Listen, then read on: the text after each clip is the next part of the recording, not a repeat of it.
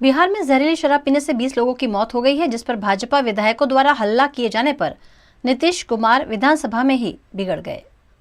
बिहार के छपरा में जहरीली शराब से 20 लोगों की मौत हो गई है। कई लोगों का इलाज चल रहा है। इन मौतों को लेकर बिहार विधानसभा के शीतकालीन सत्र में जमकर हंगामा हुआ।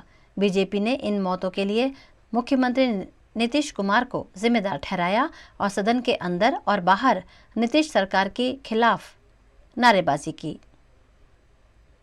विपक्ष के हंगामे से नीतीश कुमार ने अपना आपा खो दिया। गुस्से में उन्होंने बीजेपी विधायकों की तरफ इशारा किया और कहा, क्या हो गया, चुप हो जाओ।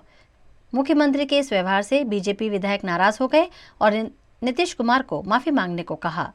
भारी हंगामे के बाद सदन कल तक के लिए स्थगित कर दिया गया है।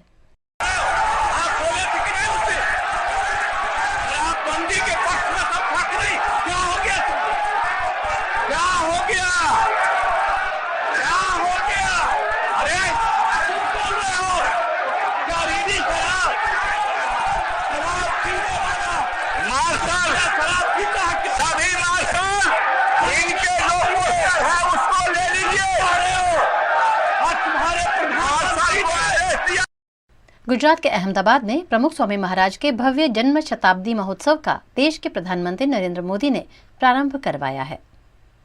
गुजरात में प्रमुख स्वामी महाराज के शताब्दी महोत्सव का अहमदाबाद के ओगड़ज में प्रारंभ हुआ है। महोत्सव के लिए साइंस सिटी ओगड़ज के बीच एसपी रिंग रोड के किनारे 600 एकड़ जमीन पर स्वामीनारायण नगर बनाया गया है। देश के प्रधानमंत्री नरेंद्र मोदी और प्रगट ब्रह्मस्वरूप महंत स्वामी महाराज के हाथों शास्त्रोक्त विधि के बीच प्रमुख स्वामी महाराज के जन्म शताब्दी महोत्सव का उद्घाटन किया गया। इस मौके पर मुख्यमंत्री भूपेंद्र पटेल, राज्यपाल आचार्य देवव्रत समेत के राजनीतिक अग्रणी भी मौजूद रहे। प्रमुख स्वामी शताब्दी महोत्सव में देश विदेश से लाखों लोग शामिल हुए हैं। अहमदाबाद समेत पूरे गुजरात और देश विदेश से हरिभक्त शताब्दी महोत्सव में शिरकत करने के लिए यहां पहुंच गए हैं। भारतीय जनता पार्टी के नवनिर्वाचित विधायक हार्दिक पटेल, जीतू वाघानी, अहमदाबाद के मेयर किरीट परमार, अमित शाह, कौशिक जैन समेत के अग्रणी भी यहां देखे गए। तारक मेहता का उल्टा चश्मा फेम जेठालाल यानी कि दिलीप जोशी भी कार्यक्रम में शामिल हुए। हर बार की तरह इस बार भी BAPS संस्था द्वारा हरिभक्तों के लिए भव्य तैयारियां की गई हैं।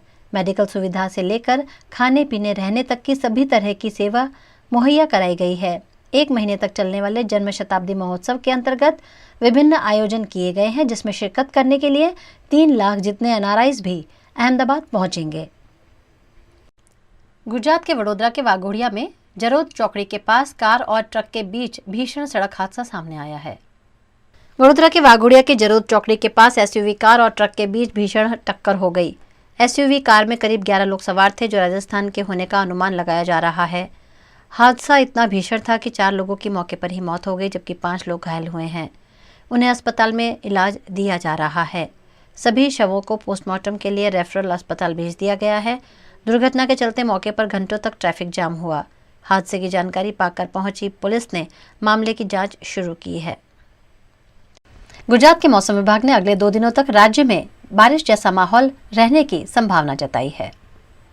गुजरात के मौसम में वेस्टर्न डिस्टर्बेंस के चलते इन दिनों बदलाव देखा जा रहा है। दक्षिण गुजरात और सौराष्ट्र में बारिश का अनुमान भी मौसम विभाग ने जताया है। खासकर सूरत, वलसाड़, तापी, डांग में बारिश की संभावना जताई गई है। वहीं सौराष्ट्र, अमरेली, राजकोट, जूनागढ़ में भी बिन मौसम बारिश हो सकती है। ऐसे में किसानों को फसल की देखभाल करने की अपील गुजरात के मौसम विभाग की डायरेक्टर मनोरमा मोहंती ने की है।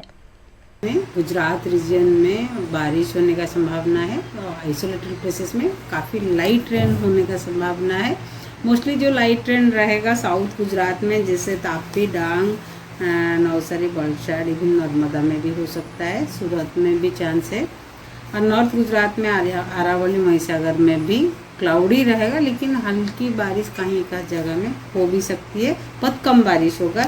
इवन सौराष्ट्र में भी अमरेली, राजकोट, जूनागढ़ में एक जगह में लाइट रेन हो सकती है।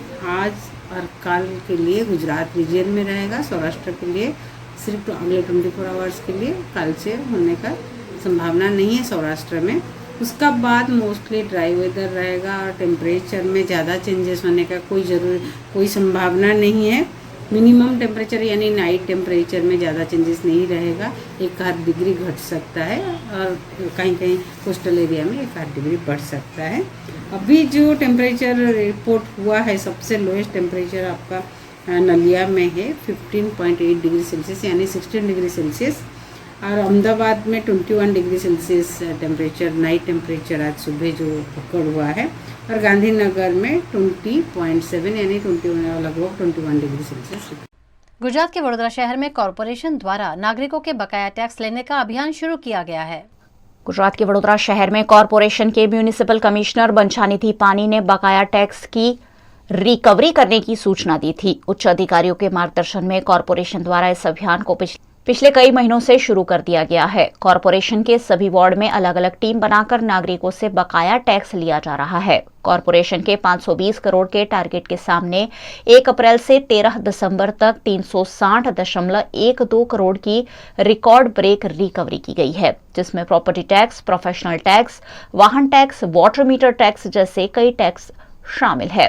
टैक्स नहीं भरने वालों की प्रॉपर्टी कॉरपोरेशन सील भी कर रहा है, जिस पर स्थायी समिति के अध्यक्ष डॉक्टर हितेंद्र पटेल ने जानकारी दी। ચોક્કસ ગત વર્ષનો જે પણ કોર્પોરેશનનો ટેક્સ છે જનરલ, એમાં પ્રોપર્ટી ટેક્સની વાત કરીએ તો આ 1 એપ્રિલ 2022થી આજ દિન સુધીમાં ટોટલ 29 કરોડની આસપાસ, સાથે બીજી વાત કરીએ તો 37 કરોડ છે, બીજા એક 27 જેટલા, એમ ટોટલ મળીને 360 કરોડ જે આપણી ફિગર ઇન્કમ આવી છે એ જે લેણું હોય છે એની સામે 60-70% આપણને જમા થયા છે તિજોરીમાં, એવું ચોક્કસ કહી શકીશું।